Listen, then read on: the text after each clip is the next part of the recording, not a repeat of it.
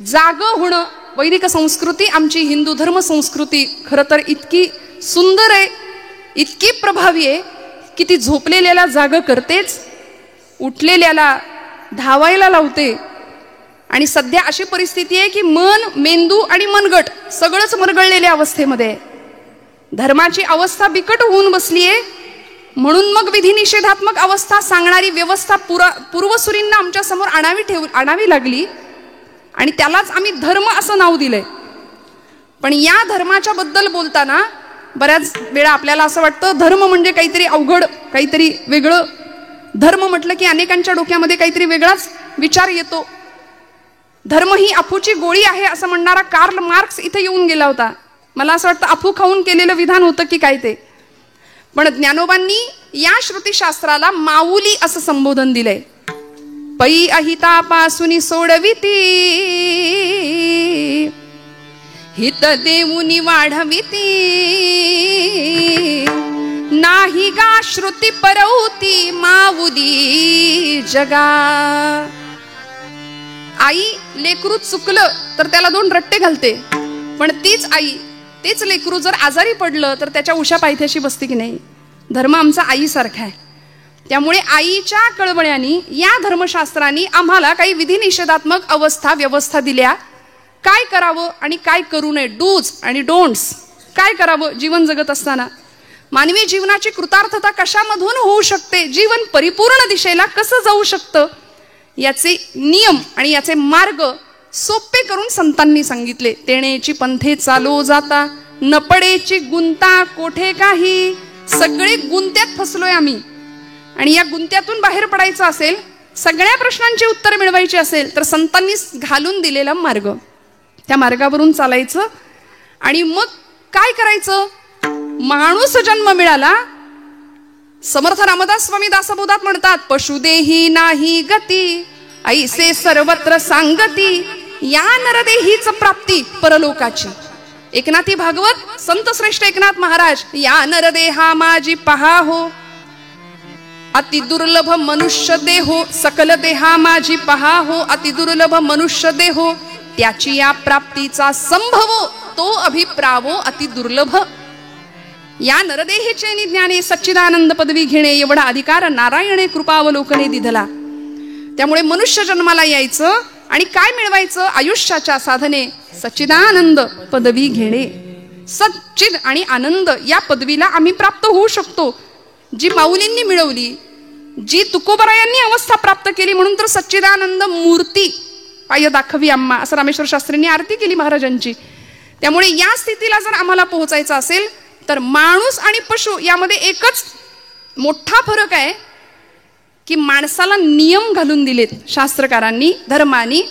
पशूंना काही नियम नाहीत, कुठलं बंधन नाही, कसंही जगा, कसंही वागा. आणि आज माणूस नियमबाह्य वर्तन करतो, मर्यादे पलीकडे जाऊन वर्तन करतो. म्हणून तर त्याचं जगणं मानव न राहता मानवाचा दानव झालाय. ही परिस्थिती आहे. म्हणून आतमध्ये डोकवायचं असेल तर संतांच्या वाटेवरून चालावं लागेल. आणि मग नियम काय दिलेत आम्हाला, त्या नियमांनी आमचं अनुसरण करावं लागेल. व्रत, वैकल्य, जपजाप्य, तीर्थयात्रा, दान, धर्म जो तो सगळे आपापल्या परीने करतात. परमार्थ ज्याला त्याला जमेल, ज्याला त्याला पचेल, ज्याला त्याला रुचेल असा प्रत्येक जण करतोय. पण कधी कधी काय होतं, खूप लक्ष देऊ नाही का, परमार्थाचा अर्थ कळायला आम्हाला वेळ लागतो बरं का. परमार्थाचा अर्थ कळायला आम्हाला वेळ लागतो, अर्थाचा परमार्थ लगेच कळतो. विठ्ठल ठल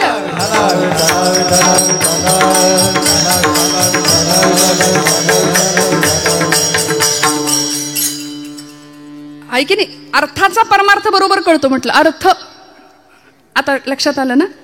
हा, परमार्थाचा अर्थ कळत नाही म्हणून गोंदवलेकर महाराज आमचे फार सुंदर सांगतात की प्रपंच आम्ही आवडीने करतो आणि परमार्थ सवडीने करतो. वास्तविक झालं पाहिजे उलट. प्रपंच सवडीचा आणि परमार्थ आमच्या आवडीचा असला पाहिजे.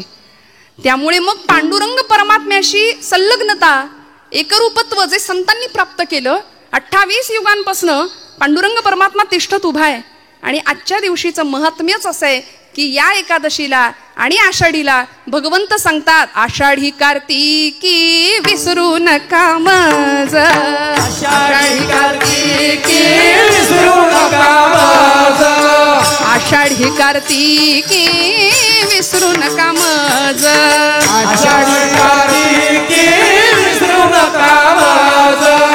सांगत असे गुजा पांडुरंग, सांगत असे गुजा पांडुरंग, आषाढी कार्तिकी विसरू नका मज, आषाढी कार्तिकी विसरू नका मज.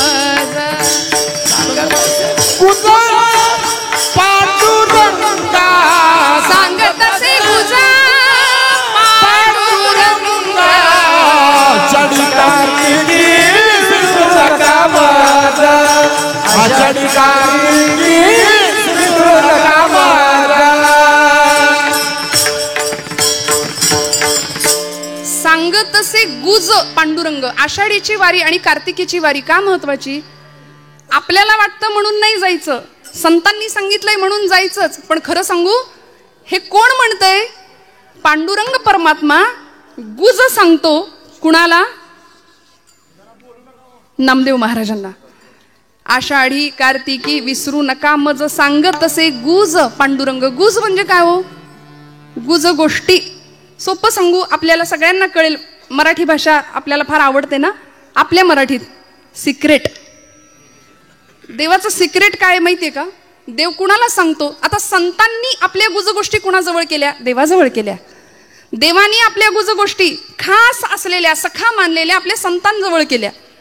आम्ही प्रापंचिक माणसं आपल्या गुज गोष्टी आपल्या आपल्यातच करतो. काय कसं काय चाललंय, बरं आहे का? आपल्या गप्पा सुद्धा यंदा पावसाळा कसा, हिवाळा कसा, उन्हाळा कसा, याच्यातच आम्ही रमलो. म्हणून तर ती नाती गोती ती गोत्यात आणतात. ती नाती आम्ही गमतीने म्हणतो, नात्यातली माणसं नात्यातली असतात. मग बोलायचं कुणाशी हो? गंमत सांगू, लोकांतात असताना देवाचं बोलायचं, बरं का? लोकांतात असताना देवाचं बोलायचं आणि एकांतात असताना देवाशी बोलायचं. आहे की नाही? बाकी सगळ्या गोष्टी बाजूला ठेवूया. भगवंत स्वतः नामदेव महाराजांना सांगतात, आषाढी कार्तिकी विसरू नका मज नामया. भगवंत त्यांची व्यथा व्यक्त करतात. थोर प्रेमाचा भुकेला हाचे दुष्काळ तयाला. म्हणले माझ्याकडे येणारे सगळे व्यापारी आहेत मेले. काहीतरी पाहिजे, हा देवा आमचं हे कर ते कर, आम्हाला हे दे ते दे, मग तुझं फलान करीन, अमुक करीन, तमुक करीन. सगळे व्यापारी. पण प्रेम भावनेनी माझ्याकडे येणारी माणसं खूप कमी आहे. तीही त्रिभुवनी नाही मज कोणी. हे भगवंत स्वतः सांगतात. सांगे चक्रपाणी नामयासी. भगवंत स्वतः नामदेव महाराजांना सांगतात. म्हणून तर सखा होता भगवंतांचा नामदेव महाराज. म्हणजे प्रेम भांडारी होते. प्रेमाच्या गोष्टी भगवंत नामदेवांशीच करायचे. नामयाचे प्रेम केशवची जाणे, केशवासी राहणे नामया पाशी. असं दोघांचं सुंदर नातं होतं. म्हणून भगवंत सांगतात, कुणालाही नाही, नामदेव महाराजांना सांगतात की मला विसरू नका. एकादशी का करायची? उपवास आपण शब्द वापरतो, आपण म्हणतो उपास. खरं तर भगवंताच्या उप म्हणजे जवळ राहायला मिळणं आणि वास म्हणजे वस्ती करायला मिळणं, म्हणजे उपवास. आम्ही उपवासाला आपल्याकडे म्हणच आहे एकादशी आणि दुप्पट खाशी, नाही का? म्हणून तर उपवासाला आमच्या पुण्यामध्ये उपवासाचे 108 पदार्थ मिळतात. ते पुस्तक मिळतं रेसिपीचं. उपासाची कचोरी आहे, उपासाचा डोसा आहे, उपासाचा वडा आहे, उपासाची भजी आहे, उपासाचा अजून काय भाकरी आहे, ढोकळा आहे. बघा कसे उत्तर. म्हणजे हे सगळं झालंय आज, आहे की नाही? भरपूर ताट आमचं भरलेलं, कधी न भरलेलं असतं एवढं आजच्या दिवशी असतं. पुण्याजवळ कोडीत नावाचं गाव आहे. त्या गावचे महाराष्ट्राचे प्रसिद्ध साहित्यिक आचार्य अत्रे, प्रल्हाद केशव अत्रे, त्यांनी खूप सुंदर विडंबन केलं. ते म्हणाले, गुरुजी खूप सुंदर गातात बरं का. उपास मज लागला सखे ग बाई, उपास मज लागला. आहे ना सगळ्यांचा उपास? उपवास आहे ना? फराळ शब्दच असा आहे की म्हणताना तोंड गरगरीत होते आमचं. हंगामानुसार फळफळावळ असतेच. बरं, उपास म्हटलं की ते सगळं आम्हाला लागतं त्या दिवशी. म्हणजे भगर असू दे, साबुदाण्याची खिचडी असू दे, शेंगदाण्याची आमटी. हा प्रकार असा आहे की कितीही होता भगरीत तो खपतो. आणि इतकं सगळं, म्हणजे किती वाट्या संपल्या त्याचं काही भान राहत नाही. सगळं कॉन्क्रीट जॅम होतं एकदम आजच्या दिवशी, होतं की नाही? आणि एवढं करून चेहरा असा असतो. उपास उपास आहे, काही गिळलंच नाही जणू. उपास मज लागला सखे ग बाई, उपास मज लागला. उकडले बटाटे 6 एकटीसाठी. मोजिल्या खारका 10 किस नुसता केला पहा सखे ग बाई उपास मजला गला उपास मजला गला सखे ग बाई उपास मजला गला. दिवसभर सगळं झाल्यानंतर शेवटी हा उपास मज भोवला जीव कासा विष झाला. नाहीच जमलं शेवटी आणि मग दही भात मधुर चोपला सखे ग बाई उपास मज लागला. त्यामुळे असा उपास काहीच कामाचा नाही. भगवंत हट्ट नाही करत हे सगळं माझ्यासाठी करा म्हणून. अहो ज्या संसारामध्ये आम्ही स्वतः बांधले गेलोय तिथे भगवंत आम्हाला आठवत नाही. देवानी नाही आम्हाला बांधलं, सद्गुरूंनी नाही आम्हाला बांधलं, आम्ही स्वतःला बांधून घेतलं. सद्गुरू आणि भगवंत आम्हाला सोडवायला आलेत खरं तर. त्यामुळे इथे येऊन भक्तीच्या प्रांतामध्ये भगवंत बाजूला राहतो. प्रपंचामध्ये भगवंत कधी येतच नाही आमच्या. अत्यंत आवडीने प्रपंच करतो आणि मग असं करता करता करता जे काही मागणी याचना आम्ही करतो ना ती फक्त प्रपंचिकच असते आमची. काय मागायचं? नामदेव महाराज इतकं आगळं वेगळं सुंदर विलक्षण मागणं मागतात. प्रश्न असा आहे, 2 प्रश्नांची उकल करून मी पुढे जाणार. संतश्रेष्ठ नामदेव महाराजांनी भगवंताकडे मागणं मागितलं. नामदेवांनीच काय, अनेक संतांनी मागितलं. तुकोबांनी मागितलं, ज्ञानोबरायांनी मागितलं. समर्थ रामदास स्वामी म्हणतात, कल्याण करी रामराया जनहित विवरी तळमळ तळमळ होतची आहे तुझा तूची सावरी. माऊलींचं पसायदान प्रसिद्ध आहे. विश्वाचे आर्त माझ्या मनी प्रकाशले असं म्हणणारे ज्ञानोबराय जगाच्या कल्याणाकरता विश्वात्मक भगवंताकडे पसायदान मागतात. जे खळांची व्यंकटी सांडो तया सत्कर्मी रती वाढो भूता परस्परे पडो मैत्र जीवांचे.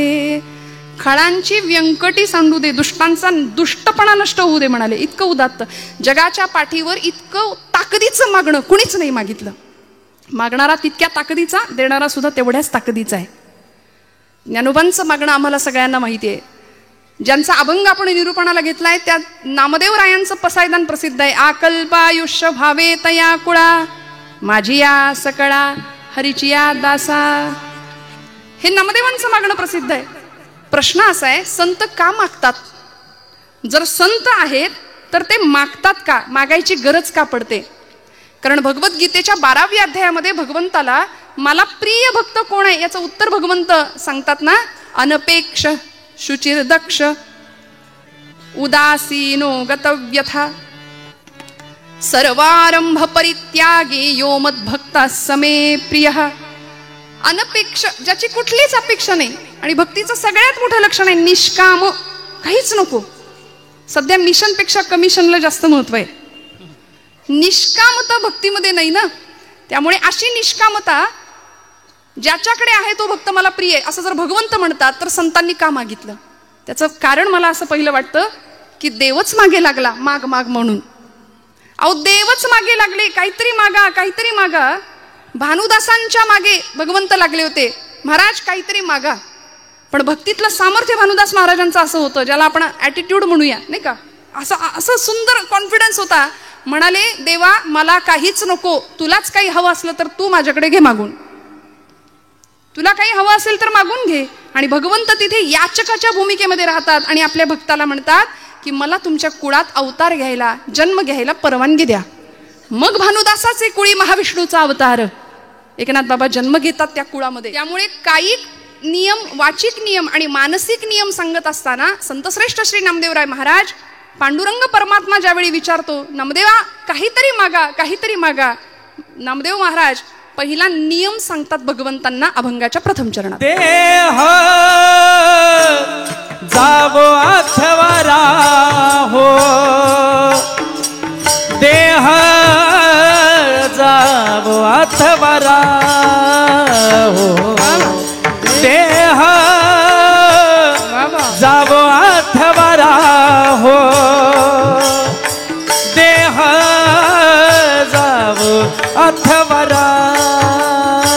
हो, देह जावो अथवा हो, देह जावो अथवा हो, देह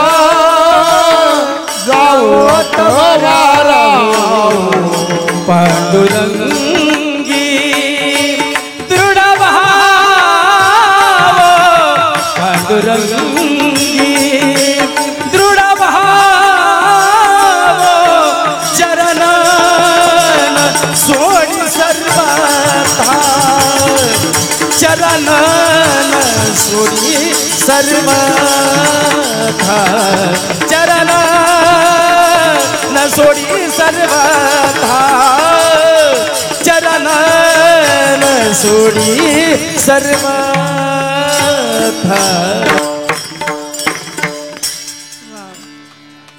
वाजवा वाजवा, काटकसर नका करू बरं का. आवडल्यानंतर दाद मनापासून आली पाहिजे आणि ती छान दिलखुलासपणे दिली गेली पाहिजे. टाळ्या वाजवा ना जोरदार. देह जावो अथवा राहो पांडुरंगी दृढ भावो चरण सोडी सर्वथा आण तुझी पंढरीनाथा. संतश्रेष्ठ नामदेवराय महाराज म्हणतात की देवा, कायिक नियम सांगितला, माझा नियम आहे भगवंता. देह जावो अथवा राहो, माझा देह गेला तरी चालेल, राहिला तरी चालेल, फरक पडत नाही, पण देह जावो अथवा राहो पांडुरंगी दृढ भावो, तुझ्या चरणांवरती, तुझ्या नामाशी, तुझ्या गुणांशी माझं सख्यत्व जुळलं गेलं पाहिजे. भगवंता, मी तुझ्या अनुसंधानातच कायम राहिलो पाहिजे. ही नामदेव महाराजांची वाचिक नियमावली आहे, कायिक नियमावली आहे बरं का.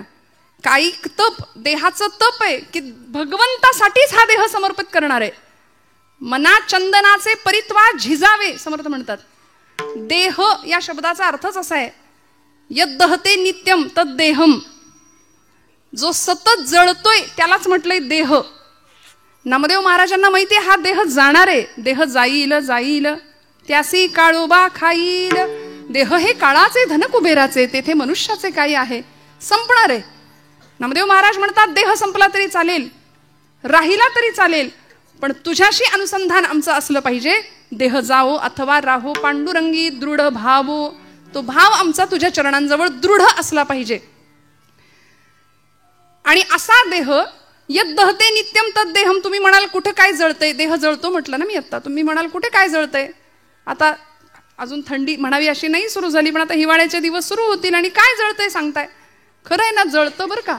रोज आपण भोजनाला बसल्यानंतर भूक लागते, आतमध्ये अग्नी आहे प्रत्येकाच्या, तो अग्नी पेटलेला आहे, प्रज्वलित आहे, म्हणून आम्ही इथं बसलोय, चालतोय, उठतोय, फिरतोय. तो अग्नी एकदा विझला की लोक म्हणतात उचला, है की नाही. आज समाजामध्ये अशी मंडळी आहेत की देव आहे की नाही याच्यातच अडकलेली आहेत. अजून देव आहे की नाही यात चर्चा फिरतायत, पण देव आहे की नाही याच्यावर विचार करणाऱ्यांना बाबा महाराज सातारकर फार सुंदर सांगायचे. ते म्हणायचे तुम्ही देवाला माना किंवा मानू नका, पण त्यांनी तुम्हाला मानले एवढं लक्षात ठेवा. आणि ज्या दिवशी तो आपल्याला मानणार नाही त्या दिवशी आपल्या घरासमोर सुद्धा गर्दी जमेल. विठ्ठल विठ्ठल विठ्ठल.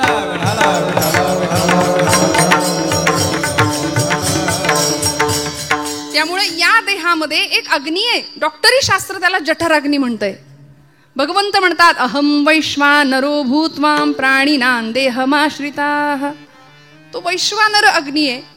त्या अग्नीला आम्ही अन्नाची आहुती देतो. देहाचं भोजन काय आहे? अन्न हे देहाचं भोजन आहे, पण आत्म्याचं भोजन हे भजन आहे बरं का. भजन हे आत्म्याचं भोजन आहे. त्यामुळे देहाला आहुती आहे अन्नाची, मनाचं काय, आत्म्याचं काय, त्याला भजनाशिवाय पर्याय नाही. मग या देहाला अन्नाची आहुती आम्ही घालतो कुठपर्यंत? आतला अग्नी प्रज्वलित आहे तोपर्यंत. एकदा आतला अग्नी विझला की मग बाहेरचा अग्नी असतो. त्यामुळे बाहेरून पेटवण्याआधी, प्रज्वलित अग्नी करण्याआधी संत म्हणतात आतला अग्नी प्रज्वलित करूया. कुठला अग्नी? देहबुद्धीचा अग्नी.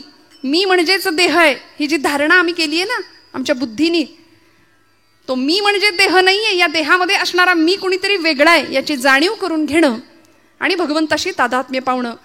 तुकोबराय म्हणतात देह नवे मी हे सरे, उरला उरे विठ्ठल. स्वामी स्वरूपानंद नावाचे संत आहेत पावसला कोकणामध्ये. ते म्हणतात मी माझे मावळो सर्व, तू तुझे उगवो आता. माझं पण अहंता ममता संपून जावी, देहाची आसक्ती संपून जावी आणि आतला प्रत्यय व्हावा, मग आनंद काय मिळणार आहे हो? तेथीचा आनंद ब्रह्मांडी न समाये, तेथीचा आनंद ब्रह्मांडी न समाये,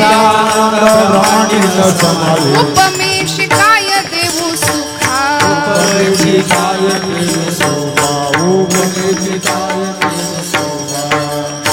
अंतरीची ज्योती प्रकाशली दीप्ती, मुळीची जी होती आच्छादिली. आतली ज्योत प्रज्वलित होणं, आणि एकदा का ती ज्योत प्रज्वलित झाली की मग सोहिरोबानाथ म्हणतात, तेथे कैचे दिवस राती तयाविण नेत्रपाती हलवू नको रे. आणि अशा अवस्थेमध्ये तो प्रकाश आत्मचैतन्याचा जागृत व्हावा, मग देह गेला तरी हरकत नाही. आणि खरंय झिजणं फार महत्वाचं आहे हो. शीर्यते यत शरीरम म्हटलंय, जे सतत झिजतंय त्यालाच तर शरीर म्हटलंय. 25व्या वर्षी जी देहाची अवस्था आहे ती 75व्या वर्षी नाही. नामदेव महाराज म्हणतात, मी देहाची नश्वरता मानतो, मला माहितीये देवा देह गेला तरी चालेल, पण तुझं अनुसंधान सुटता कामा नये. पांडुरंगी दृढ भावो. काय अवस्था होती? आजचा जन्मदिवस आहे नामदेव महाराजांचा. भगवंतावर नितांत प्रेम करावं, भगवंताशी बोलावं, खेळावं, नवे वेळ आली तर भांडावं सुद्धा भगवंतासोबत. जन्म झाला पंढरपुरामध्ये, गुणाई मातेला दृष्टांत झाला पांडुरंग परमात्म्याचा, की माझ्या पंढरपुरामध्ये येऊन राहा. आणि मग गुणाई मातेनी हट्ट करावा की मला पंढरपूरला जायचंय. पंढरपूरला ही सगळी मंडळी येतात. पंढरपुरामध्ये आल्यानंतर कार्तिक शुद्ध एकादशीचा म्हणजे आजचा दिवस, संतश्रेष्ठ नामदेव महाराजांचा जन्म, भगवंताच्या नामासाठी हा अवतार होता. नामाचाच प्रचार प्रसार पुढच्या काळामध्ये केला, म्हणून नाव सुद्धा ठेवलं नामदेव. असा भक्तीचा पताका भक्तीची हातामध्ये घेतली, जिला एक टोक होतं नामाचं, एक टोक होतं ज्ञानाचं, आणि दांडा होता तो भक्तीचा. म्हणून धर्माची पताका असते बरं का, झेंडा पक्षाचा असतो. त्यामुळं धर्म पताका संतांनी हातामध्ये घ्यावी आणि अवघं भारत भ्रमण करावं. नामदेव महाराजांचं इतकं विलक्षण कार्य आहे. आजच्या दिवशी त्यांचं स्मरण नाही केलं, खरं तर त्यांचा अभंगही त्याच कारणासाठी घेतलाय, तर आपली मोठी चूक ठरेल. 5 वर्षाचे होते नामदेव महाराज, फक्त अलौकिक सिद्धी 5व्या वर्षी. आणि नामदेव गाथा म्हणजे स्वतःच जणू काही आत्मचरित्र लिहावं नामदेव महाराजांनी, की ज्या पद्धतीने अनुभव व्यक्त करावे, कशा पद्धतीने भगवंत आपल्याशी बोलत होते, कशा पद्धतीने खेळत होते, कशा पद्धतीने मी भगवंताशी भांडत होतो. 5व्या वर्षी अलौकिक सिद्धी प्राप्त करावी. नामदेव महाराजांनी सकाळची वेळ, दामाशेटी पहाटे उठलेत आणि नामदेव महाराजांना सांगतायत, उठवलं, नामया आजचा नैवेद्य पांडुरंगाला तू अर्पण कर बरं, मी गावाला चाललोय, परगावी चाललोय. पूर्वीची मुलं आई वडिलांचं ऐकायची, आता असं सांगावं लागेल या गोष्टी, म्हणून मी हात जोडून जिथं जाते तिथे माता भगिनींना सांगते, आपल्या लेकरांना कीर्तनाला घेऊन या. काळाची खूप मोठी गरज आहे, ती खूप मोठी. आमच्या पोरांच्या आयुष्यात दुसरं काही नसतं. सकाळी टीव्ही, दुपारी टीव्ही, संध्याकाळी टीव्ही, रात्री टीव्ही, नाहीतर मग मोबाईल हातामध्ये आहे. या पलीकडे जाऊन जीवनाचं तत्वज्ञान संतचरित्रांच्या माध्यमातून कळायचं असेल तर या धर्ममंडपाखाली लेकरांना घेऊन आलंच पाहिजे, यावंच लागेल आपल्याला. नामदेव महाराज कधी कळतील आम्हाला? 5 वर्षाचे होते नामदेव महाराज. आई वडिलांनी सांगितलं, नामया देवाला नैवेद्य अर्पण करायचंय तुला. ऐकलं. 5 वर्षाचे होते. आईच्या मागे पहाटे बसणं लागले, आई आई लवकर लवकर, पांडुरंगाला भूक लागली असेल, त्याच्याही आधी मला भूक लागली आहे, लवकर जेवायला दे, लवकर नैवेद्याचं ताट तयार कर. गुणाई मातेनी तयार केलं नैवेद्याचं सुंदर ताट आणि केळीच्या पानाने झाकून दुडू दुडू दुडू धावत राऊळामध्ये आलेत नामदेव महाराज. पांडुरंगाच्या समोर उभे राहिले, मंडल केलं, ताट ठेवलं, पाणी फिरवलं, करा सुरुवात म्हणले, आता करा सुरुवात देवा. तर एवढ्या अर्जवानी देव उठणार आहे का हो? देव जेवणार आहे का हो? इथं माणसातल्या माणसाशी आम्हाला नीट वागता येईना, बोलता येईना. पाषाणातला देव आमच्याकडून कधी उठणार? पण नामदेवांचा अर्जव काय होतं? देह जावो अथवा राहो, पांडुरंगी दृढ भावो. भगवंता पांडुरंगा, रोज माझे वडील येतात. किती वय आहे? 5 वर्षाचं वय आहे फक्त. आपल्या घरातलं आठवून बघा, 5 वर्षाचं लेकरू. 5व्या वर्षी नामदेव महाराज सांगतात, पांडुरंगा माझे वडील आज गावी गेलेत, रोज ते येतात आणि आज मी आलोय, म्हणून हे बघ बऱ्या बोलानं पटकन जेवण कर, उशीर झालाय, मी लवकर उठलोय तुला नैवेद्य द्यायचा म्हणून. जेव रे बाबा, उशीर करू नको. सगळे उपाय करून झाले तरी पांडुरंग हलेना, बोलेना, उठेना.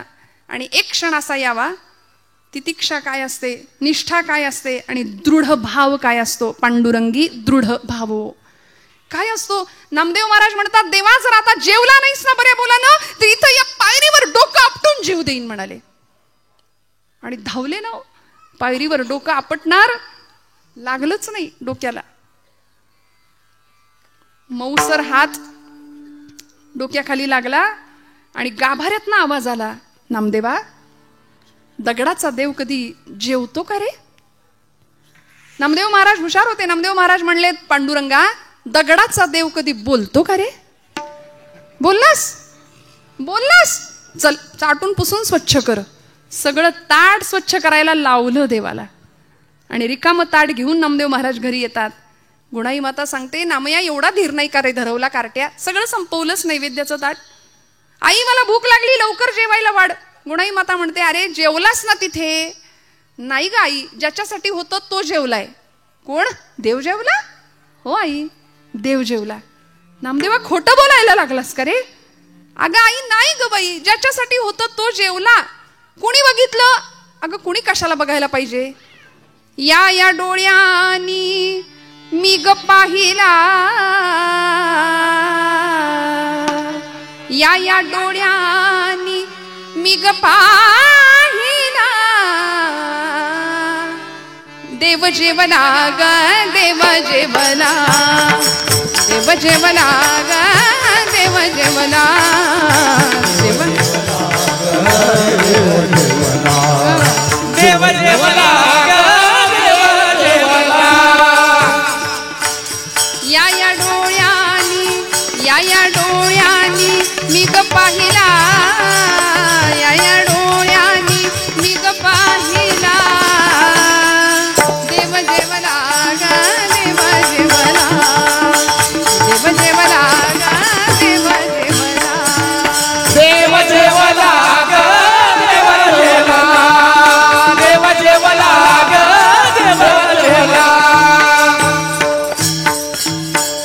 आई देव जेवला. आणि 5व्या वर्षी भगवंतांनी यांच्याकडून जेवण करावं. आपल्याकडून जेवतात का कधी कुणी जेवलंय बघा, आठवून बघा. आपण देवासाठी कधी रडलोय देव जेवत नाही म्हणून. नामदेव महाराज रडले. दृढ निष्ठा होती, दृढ भाव होता. आपण मूल रडलं, जेवलं नाही तर रडू. एखाद्या दिवशी आपलं पोटचं पोर जेवलं नाही ना महिला वर्ग, आपल्याला वाईट वाटतं का नाही, खरं सांगा. पण देवच जेवला नाही म्हणून आपण रडतोय का. नाही ना, नाही रडत आपण. देव जेवला म्हणून रडत नाही. नामदेव महाराज रडले देव जेवत नाही म्हणून. संत रडले भगवंतासाठी आणि अत्यंत आर्त स्वराने प्रार्थना करावी भगवंतांची. तेव्हा भगवंताला यावं लागायचं. पाषाणातलं चैतन्य जाग करण्याचं सामर्थ्य संतांकडे होतं. देह जावो अथवा राहो पांडुरंगी दृढ भावो. श्रोते हो, पायरीवरच्या एका फुलानी भगवंतांच्या गळ्यातल्या हारातल्या एका फुलाला प्रश्न विचारला, का रे बाबा, अरे आपण एकाच माळ्याच्या मळ्यात उगवलो, एकाच झाडाला होतो, एकाच टोपलीतनं इथं आलो, पण तुझं भाग्य तू देवाच्या गळ्यात आणि मी देवाच्या पायरीवर. सगळे तुडवून जातात मला.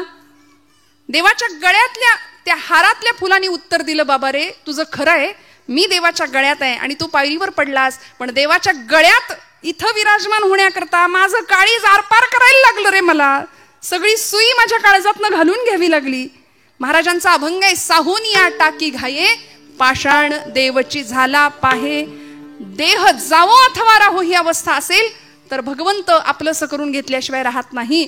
आणि मग एकदा त्या चरणांची आसक्ती किंवा त्या चरणांचा आनंद मिळाला तर परिणाम काय होतो. नामदेव महाराज अभंगाच्या 2ऱ्या चरणात सांगतात, चरण तो इतरवता,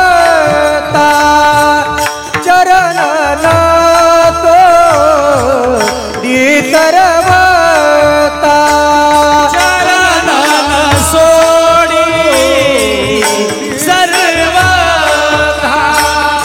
चरण सोडी सर्वथा,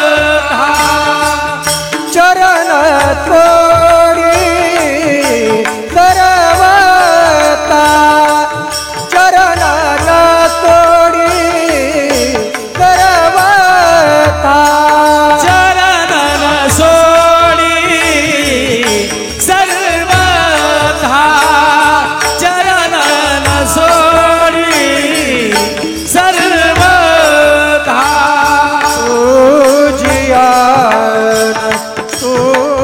मान पंढरीनाथ चरण सोडी सर्वता चरण सोडी सर्वता तुझिया पंढरीनाथा तुझिया पंढरीनाथा चरण सोडी सर्वता चरण सोडी सर्वता चरण सोडी सर्वता तुझिया पंढरी नाथा तुझिया पंढरी नाथा तुझिया पंढरी नाथा चरण न सोडी सर्वथा तुझी आण पंढरीनाथा. शपथ घेतली देवाचीच. देवा आता तुझे चरण सोडणार नाही. आता तू गवसलास, तू प्राप्त झालास, आता तुला सोडणार नाही. जनी म्हणे बा विठ्ठला आता जीवेन सोडी तुला. ही जनाबाईंची पण अवस्था होती. काय आहे असं त्या चरणा सुखामध्ये? काय सांगू तुझ्या चरणीच्या सुखा, अनुभव ठाऊका नाही तुझं देवा. तुलाच माहिती नाही तुझ्या इथे काय आनंद आहे. का उभा राहिला देव विटेवर? भक्तांच्यासाठी तिष्ठत उभा राहिला.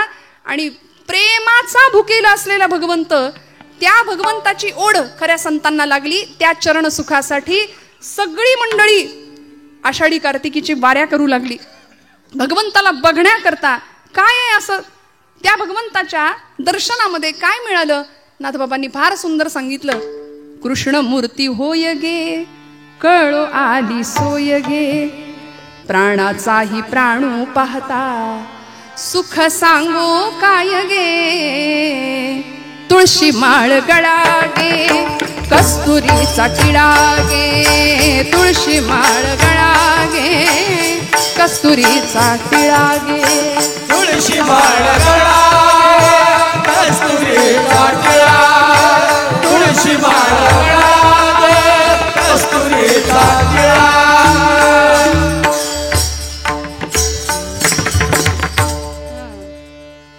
तुळशी हार गळा गे, कस्तुरीचा टिळा गे, भक्त कृपेची माय गे, ओळखिली विठाई गे, एका जनार्दनी विटे जोडियले पाय गे. चरण न सोडी सर्वथा. नाथांनी काय केलं?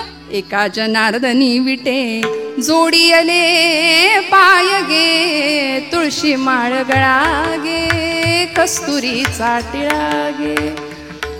संतांनी सांगितलं जसं एखाद्या भ्रमराला, त्या कमळाला कळत नाही माझ्याकडे काय आहे, पण भ्रमराला कळतं.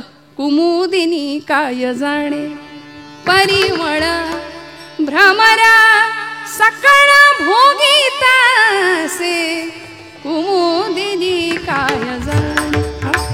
भगवंतांच्या चरण सुखामध्ये नेमकं काय आहे? सगळ्या सुखांचा आगर असलेला परमात्मा, त्याच्या चरणाचं वेड संतांना लागलं. म्हणून आता तुझे चरण सोडणार नाही. नामदेव महाराज म्हणतात चरणन सोडी सर्वथा. आण शपथ त्याचीच घेतली. आण तुझी पंढरीनाथा, देवा माझे मन लागो तुझे चरणी, देवा माझे मन लागो तुझे चरणी. संसार व्यसनी पडो नेदी, संसार व्यसनी पडो नेदी, संसार व्यसनी पडो नेदी. नामस्मरण घडो संत समागम, वाऊगाची भ्रम नको देवा. नाथांचं मागणं आहे. आज या कायिक आणि वाचिक मानसिक मागण्यामध्ये, नियमामध्ये संतश्रेष्ठ नामदेव महाराज सांगतात, हा मानसिक नियम आहे बरं का. चरणन सोडी सर्वथा, आण तुझी पंढरीनाथा. या मनानी धाव कुठं घेतली पाहिजे? तुकोबराय सांगतात, मना तेथे धाव घेई, मना तेथे धाव घेई, मना तेथे धाव घेई, मना तेथे धाव घेई, मना तेथे धाव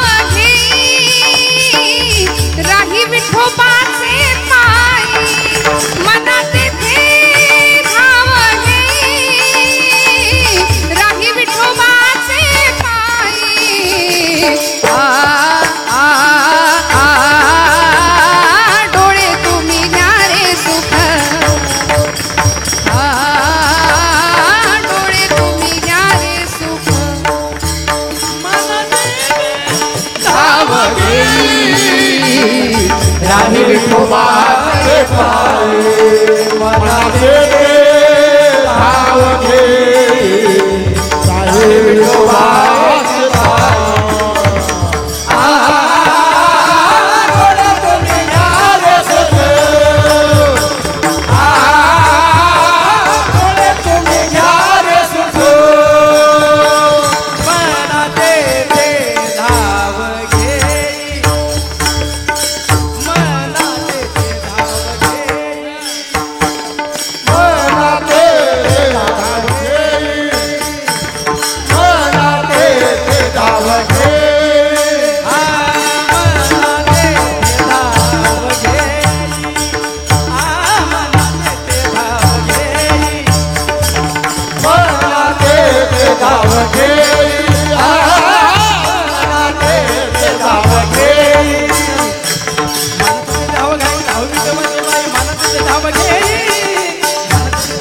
राही विठोबाची बाई राही विठोबाची बाई डोळे तुम्ही घाले सुख डोळे तुम्ही घाले सुख मनात धाव घेई राही विठोबाचे पाय मनात धाव घेई राही विठोबाचे